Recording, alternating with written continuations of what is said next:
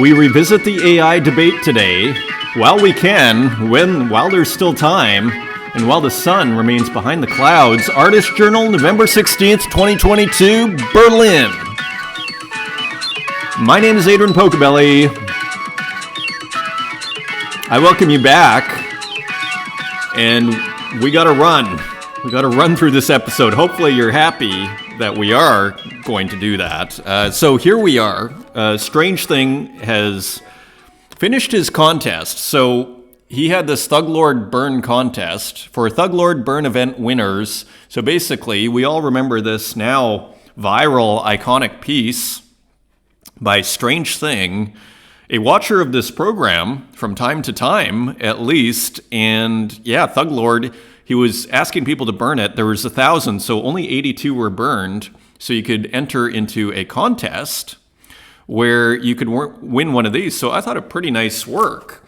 And so, yeah, we're going to delve a little bit deeper into AI today, just to revisit that debate, because someone was saying some pretty interesting things out there, and I just want us to be on top of it. So Tommy Hilfiger, you know what's interesting about this piece? It kind of looks like this cloak here, which is almost like a hoodie. Again, this AI fashion thing. This is very reminiscent of a painting of the Virgin Mary, and also even like the cloak here. So it seems like the Virgin Mary has been used here and kind of fused with a Tommy Hilfiger, model, basically, maybe from the website showing some clothes. That seems to be the fusion here that I see. Interesting, the 6 fingers, right? So a classic AI distortion. I really like this distortion here as well on the left hand. And just very cool as usual. And again, in that Renaissance, backdrop, this beautiful lighting here.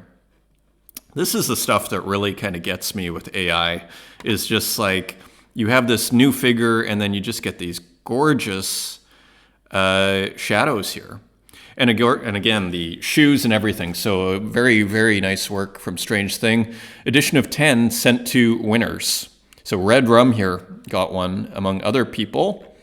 So congrats to him and to everyone. And here are a couple of more. On Road for Thug Lord Burn event winners as well. Edition of 5 and Trapstar London. So I guess that is another clothing brand. Another solution for the face. The face, having, messed around a little bit with AI tools, the faces do often have issues.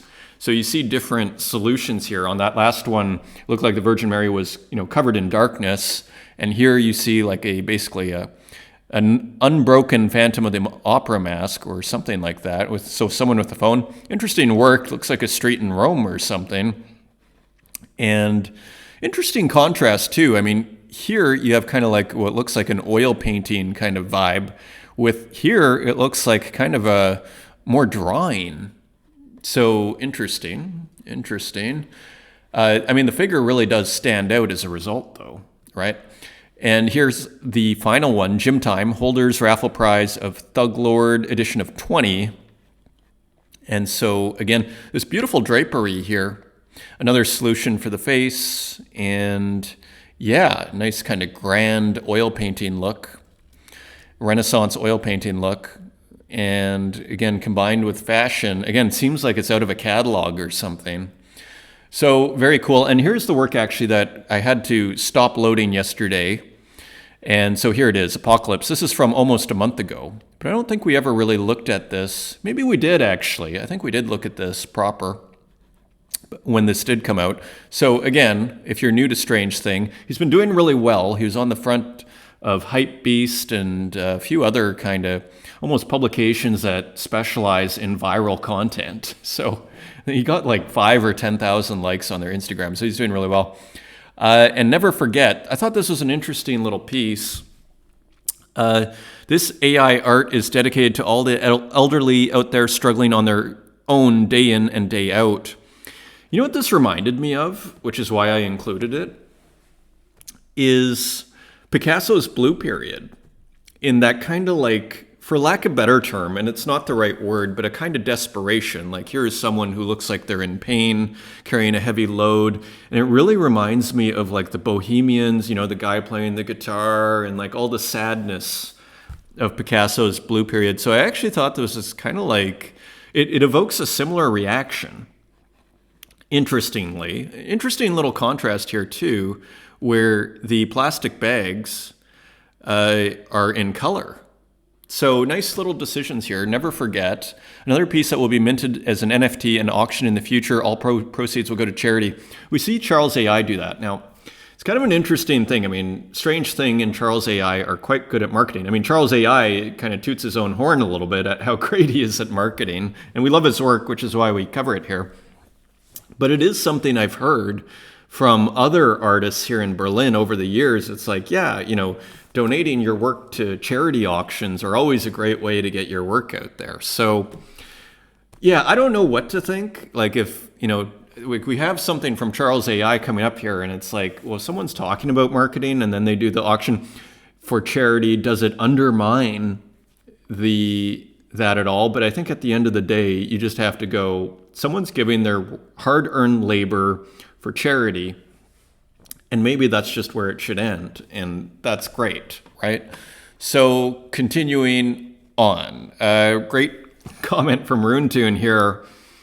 Interesting. I was just talking about the Bob Dylan Goes Electric pushback the other day in Twitter Spaces.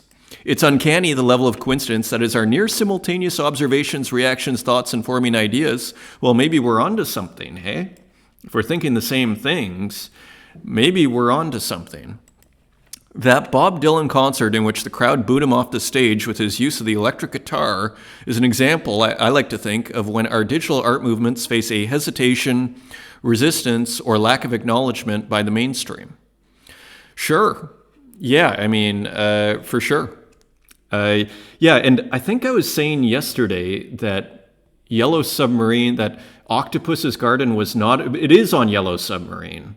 I was confusing my Ringo songs there from the Beatles. I mean, if you want a controversial take on the rock and roll front, I have a very controversial take. From the last 5 years, I've decided in my own mind that actually the Rolling Stones have survived the test of time better than the Beatles. I get a lot of pushback from a lot of people on that. And maybe it's because in high school, I listened to the Beatles literally to death. And I read the biographies, which probably wasn't good for me. Kind of made me obsessed in, just of having that kind of life. And it was just probably terrible for me. And now, you see through it, and at least you hope to see through it. So anyways, yeah, so there's another little opinion there for you. We might have to do spaces at some point here. A couple of people have mentioned it. There are some ideas kind of floating around, so we shall see.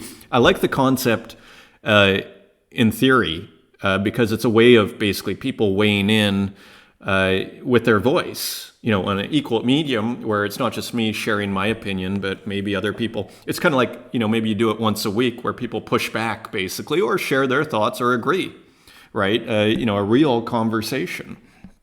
So something that's crossed my mind, and yeah, the show continues to evolve and it's a fluid situation. Anyways, big shout out to Ile, who has been adding these, what would you call it? Like these recaps of, there's a word for it. They're not chapters. Someone else was, but look at this, 739, 803, Open Sea Statement, Twitter. So just kind of, you could put these in the YouTube. I mean, I'm so strapped for time, you wouldn't even believe it. So it's hard, for me to actually put these in, but it's tempting. I mean, these are great. So anyways, huge shout out to Ile for doing that. People appreciate it too. Look at this. And look, if you're an artist, you're in it. You find out, I just got to go to 1630. And if I want to hear about Peter Doig, anyways, so just very cool. Thanks, Ile. That's, how great is that? And speaking of community and great community, Padrino and Purple Drank continue to put out their show, Popular Memetics, and they interviewed the great Bazaya on their latest. I listened to it on the way to the gym yesterday, so that was really cool. And yeah, big shout out. So they're interviewing people. So I just think that's just a great addition. What went through my mind is Terence McKenna. Many of you know that quote, create your own road show. Don't stop consuming all this media and create your own road show. And that's kind of what we're doing on this program. And there's Padrino and Purple Drank also doing it. I mean, you have enough people doing this, it gets kind of crazy, doesn't it? Like it just kind of like, where does that go? Where does that go? So anyways, an Arthropo NFT has a bizarre work also. Keep tabs on them this week. They have a few more drops. And also Padrino put out his Tezos Tuesdays, where he highlighted some works by artists in the community. And I haven't seen a lot of these artists. And shout out to Digital Baubles as well. Who I think who bought some of my work. So big shout out. Bought the latest work, the Elon Musk. So that's great. This one really stood out to me with the Moroccan imagery patterns. And you know what this reminded me of? Is Brian Geisen. And I brought up some Brian Geisen here.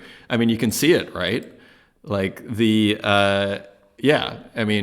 again, I think he accurately depicts it as like these Moroccan kind of style works. And of course, here are works by Brian Geisen, of course, who is the co-author with William Burroughs of The Third Mind.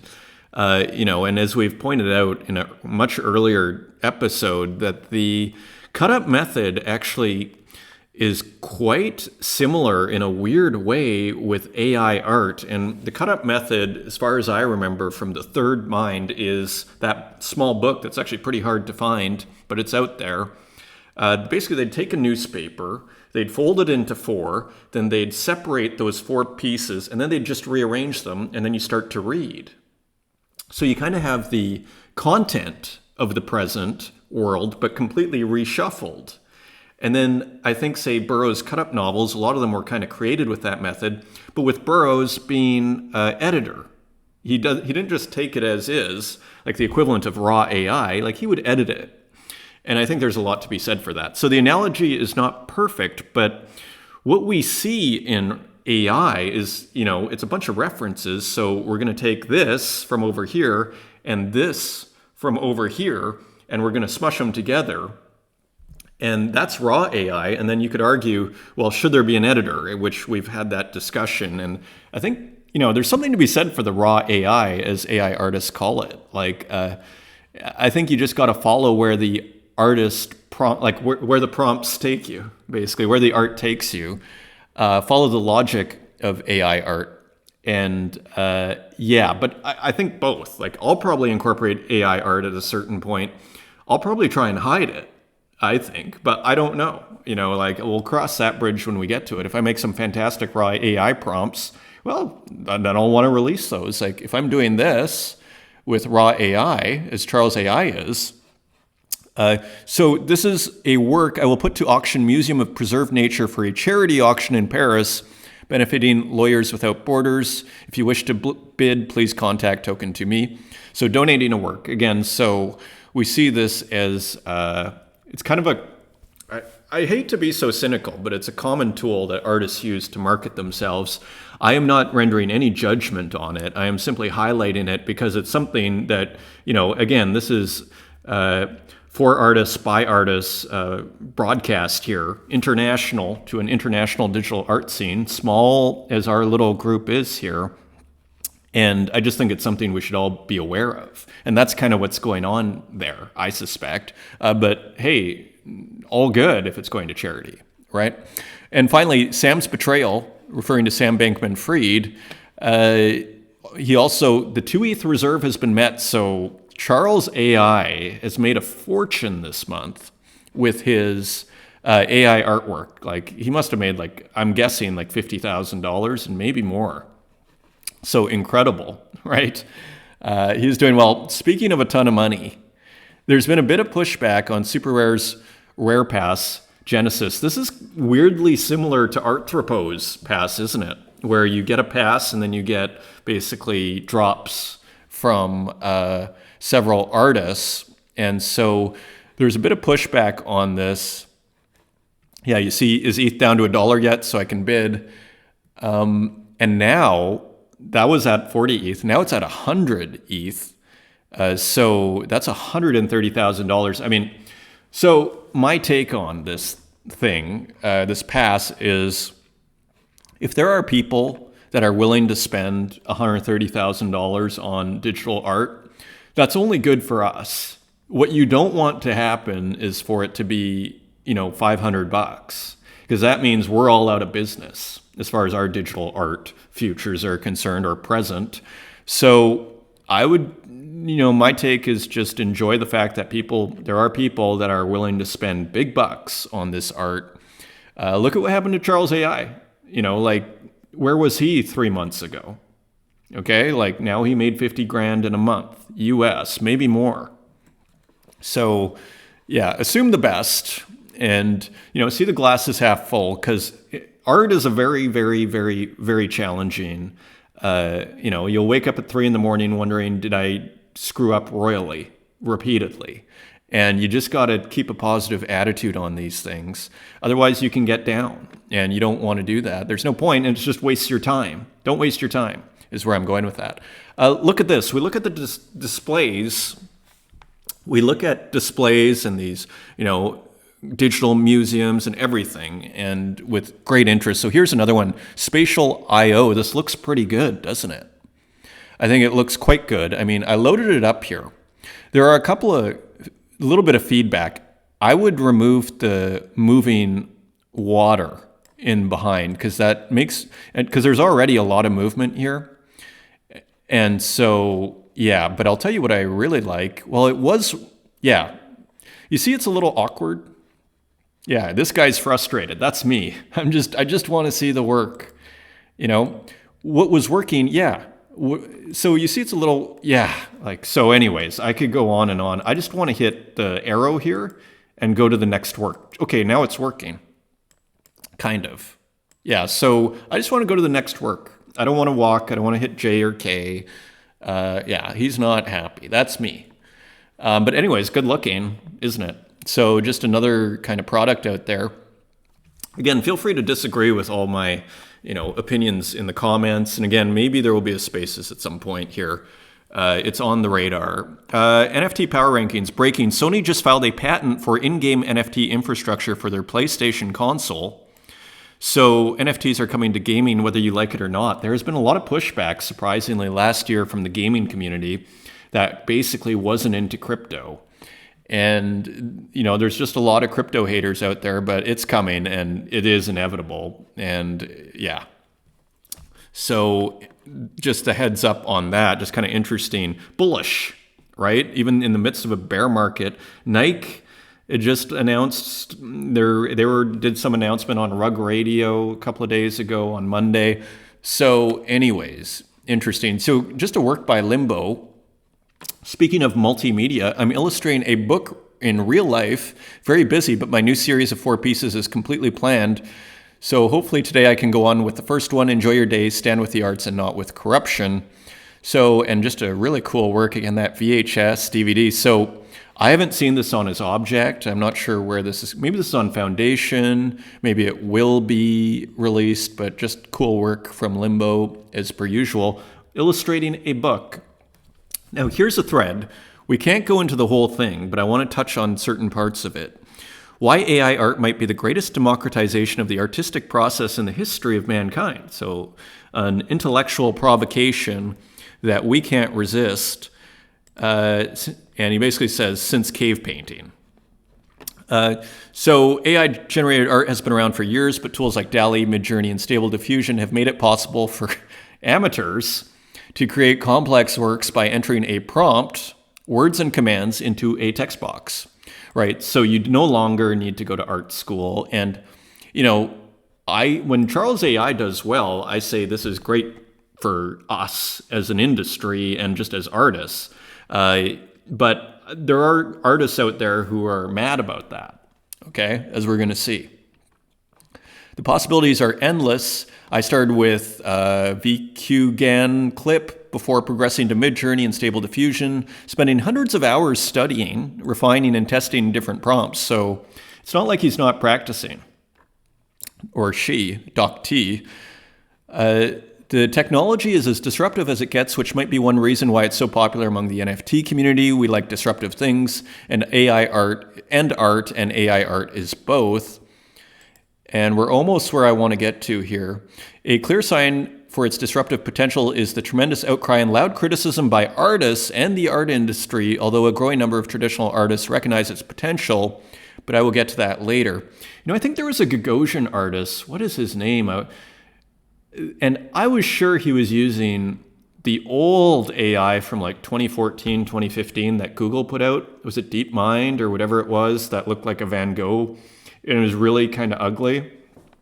I thought he was using, I'll see if I can dig that up in a future episode. Anyways, this is where I wanted to get to here. Art platforms such as Fur Affinity, I've never heard of that, Newsground, which I've never heard of, or Inkblot, which I've never heard of, have recently banned AI art. The fear amongst artists and the industry appears to be increasing by the day. On the other hand, AI art pieces are starting to win prizes. And here we have this link and headline from the New York Times. An AI-generated picture won an art prize and artists aren't happy. So, I'm all for disruption and people not being happy about it. Like, what do you care? And the thing is, if AI art is, out competing you, well, maybe it's back to the drawing board, because I like a lot of AI art. Surprisingly, we're going to see some more. Like, I like Strange Things work a lot. But do I feel like as an artist, that's like taking away from me in the slightest? It's like, no, it's like another artist. It's just another artist. It's what we do here on this program, is we look at other people's art and enjoy it.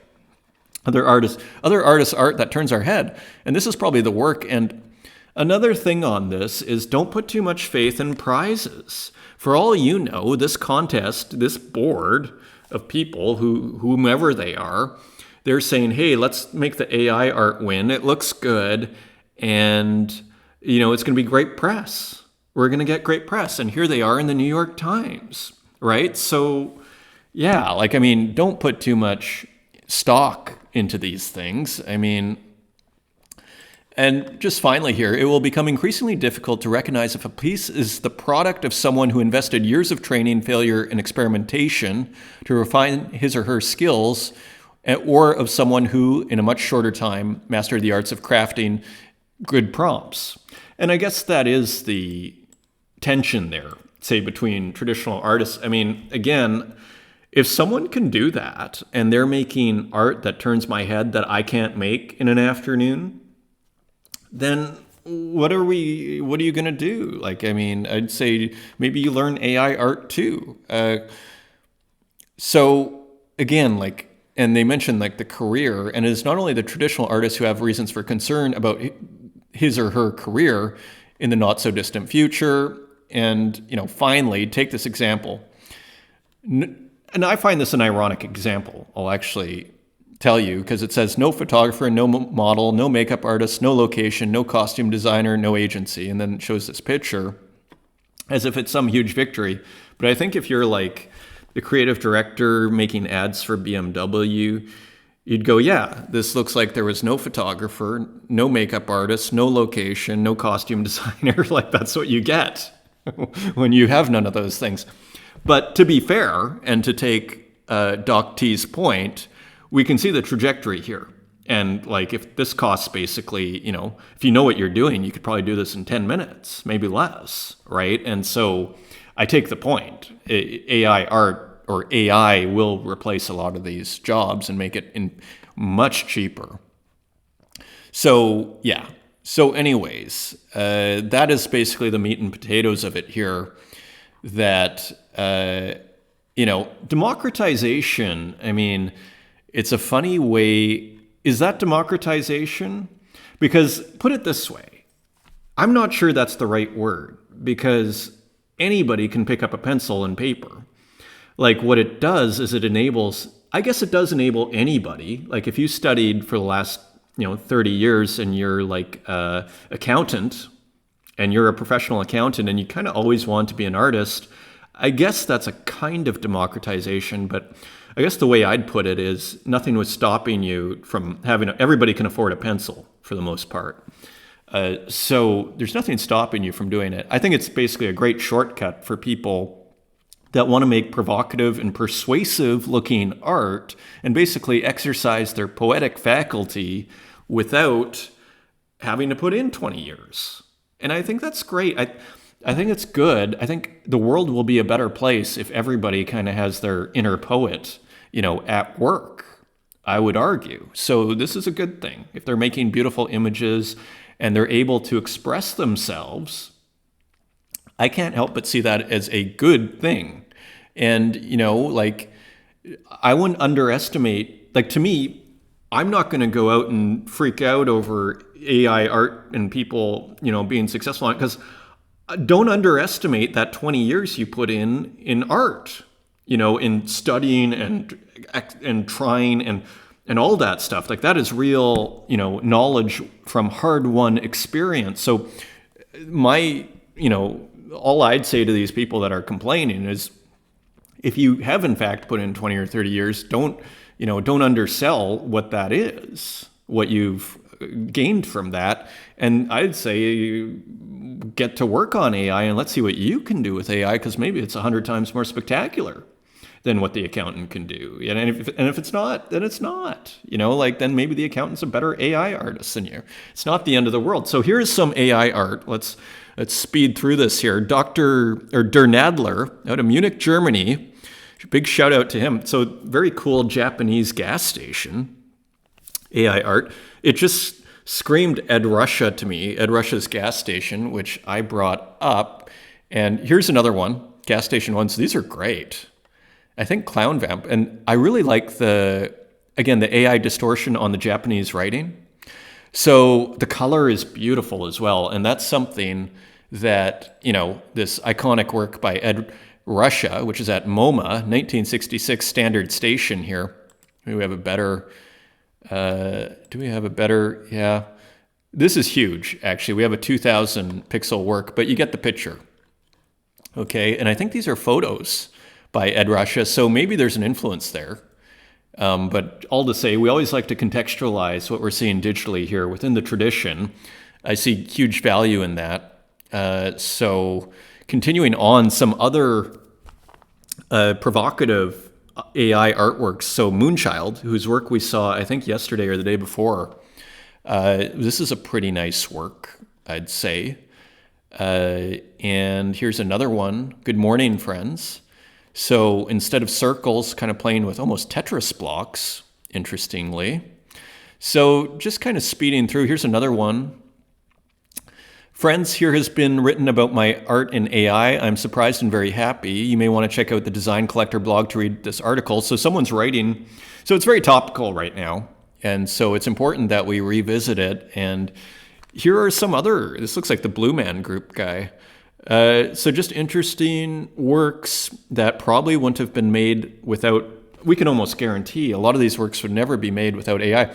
I don't know if this is AI, though. I assume it is. It sure looks like it.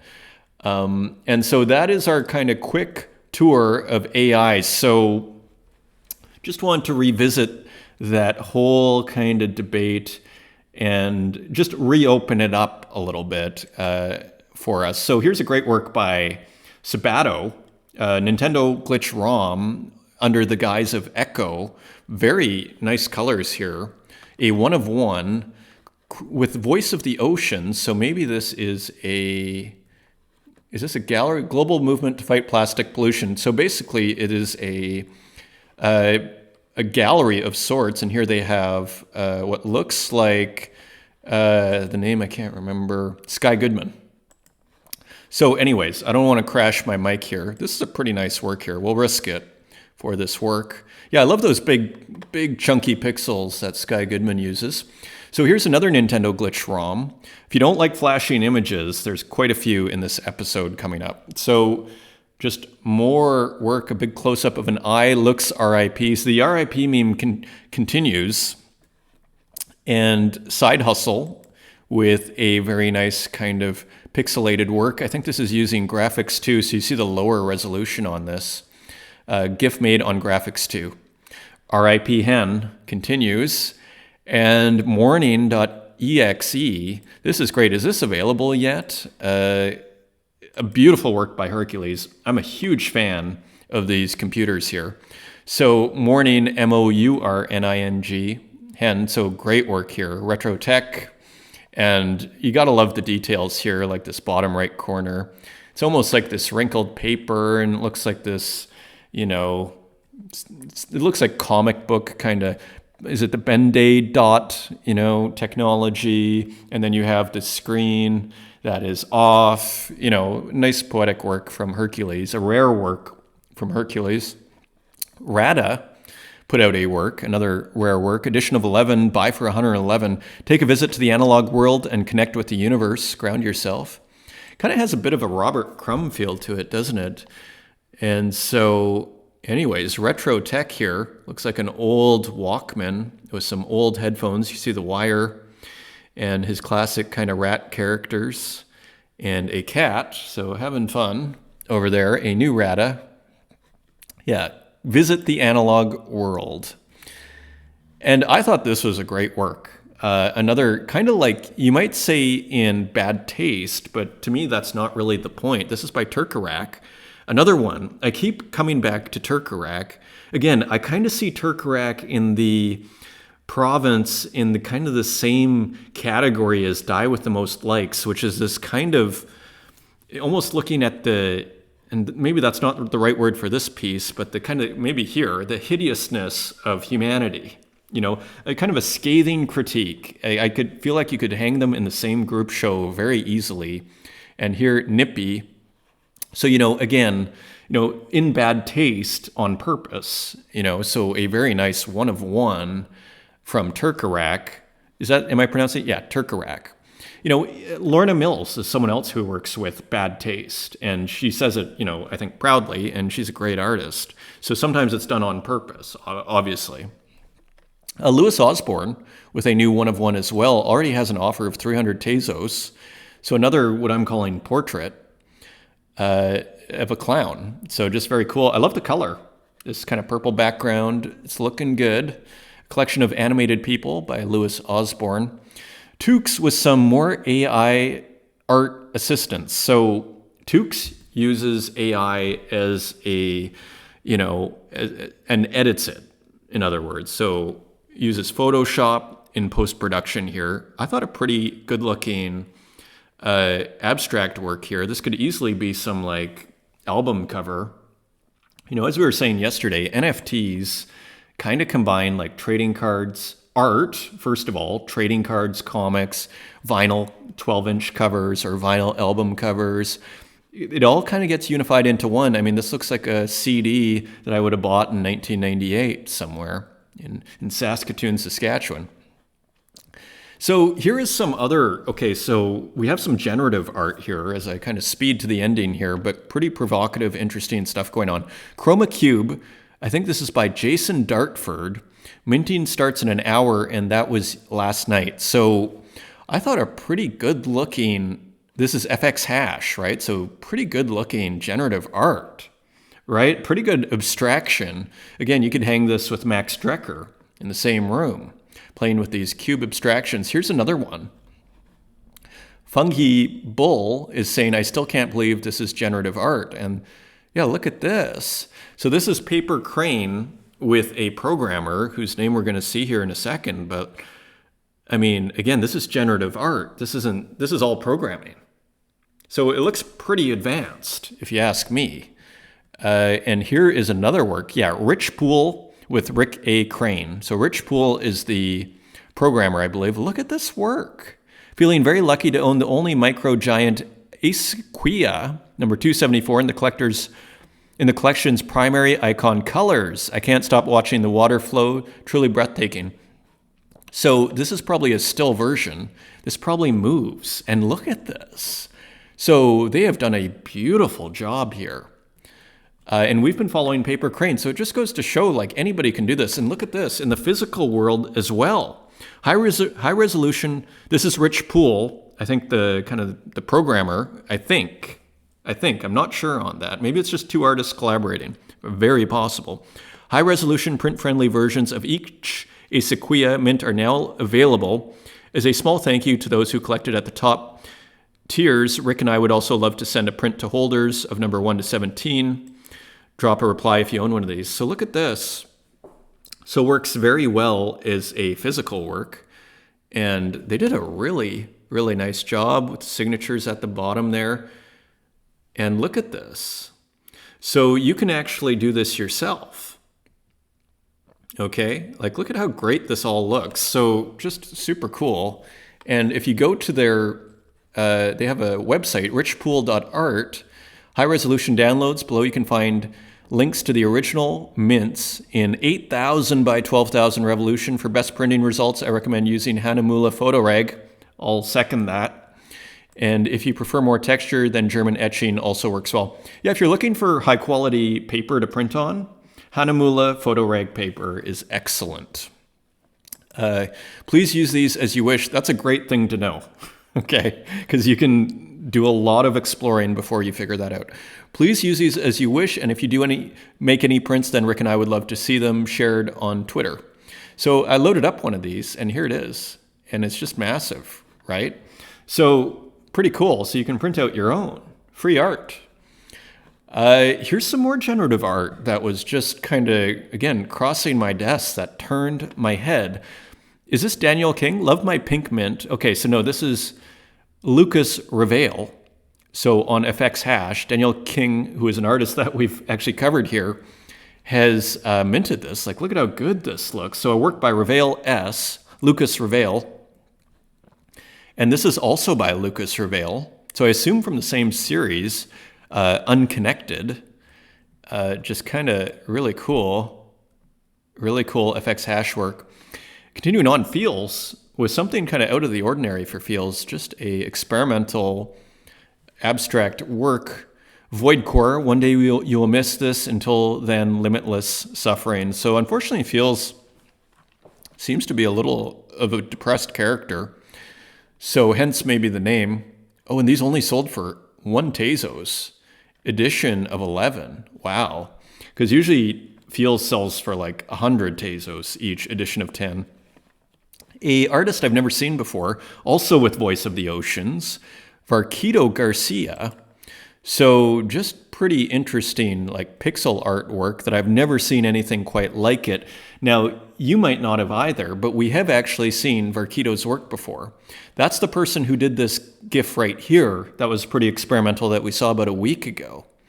So there you go. Very interesting, transdisciplinary artists from the Dominican Republic and the web. I was also thinking, there's a great quote that I remember from the late 90s from a Goa artist, Coxbox, Koxbox, and there's a guy called Frank E.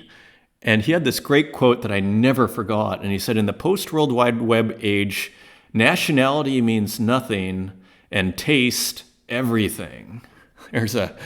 And I love that quote. I never forgot it. And it just went instantly burned into my brain. I thought that was just such a great quote from the web. So uses computer drawings, installations, and audio visuals. So I think actually a pretty serious artist here. Varquito Garcia. And more flashing images, Web 0 verification from Uxine, deviating from the traditional palette a little bit, playing around with brushwork. So good to see the experimentation here, Uxine. It's always courageous to do stuff like that. Web 0 verification, not JPEG. Okay. So buy for $9.50. So available fairly cheap for his work. Ed Marola with this great work. I think we got some audio. We've seen works like this by Ed Marola before, and I love them all. The music, I just love the music. So, yeah. I'm just a huge fan. I have a few of these. I should buy this, actually. Only 2 Tezos, edition of 25. Yeah, super cool. I'll probably pick that up. Tego Green from Ed Marola. Another work from Sad Girl. I missed this one. And again, it looks like a dark Sailor Moon kind of bitmapped out. Loved all this text. Super Ego. Really interesting artist, Sad Girl. And another work from Native Ed. Buy for 1 Tezos and Stairway to Henven. So another RIP Hen work. Playing around a bit with the figures again. Because, again, Native Ed used to be purely what I'd call animated abstract, but now the figure is entering the works. Really nice combination here. Like, is this a GIF? I think it is. It's a GIF. Easy to forget. This is not a video. This is a GIF. So very nice work here. Yeah, 5-second GIF. Continuing on, this definitely turned my head. This is by Kako. I don't know where I'm going to mint this, but I want to do something for the special buyer with the light and the dark version separately, but don't know what. We've seen that before, where the light and the dark version are sold separately. I like that. I think it's fun because why not? So just an interesting work here. The world is an imperfect place, that's for sure. Just a cool work, right? Sometimes there's not much to say other than that, you know. Another work from Rare. So a figure of a man ready to strike. So with his, and look at this, created with the assistance of AI manipulation of reference photo, digitally illustrated from the ground up with liberties. So this is kind of more the kind of way I would probably incorporate AI in, which is just using it as a kind of, sort of like Burroughs and Geisen were using the cut-up method, using it as a stimulant, basically, as something to vibe off of. And maybe you take 80% of that and then you make it your own, or maybe you just put it as a layer underneath and you just use it as your guide, so to speak, trace it out, and then you kind of make your modifications, modify accordingly. So nice work from Rare, sold out at 15 Tezos each, so that's pretty nice. And a work from The Isolationist, quite a nice work, spatial awareness of pain, an intense work. Pretty interesting artist, Isolationist. We've looked at his work before. So this is on object, interesting green here, interesting brushwork, I believe a native digital painter. And we are almost done here, so nice work, buy for 35. What did it sell for? Mint price was 27. So pretty nice, moody work. Spatial awareness of pain. And look at this, Diego has sold a physical work of a digital painting, and this also looks great. So very, very nice work. And look at how great this looks. You can even see Diego here, his outline in the glass.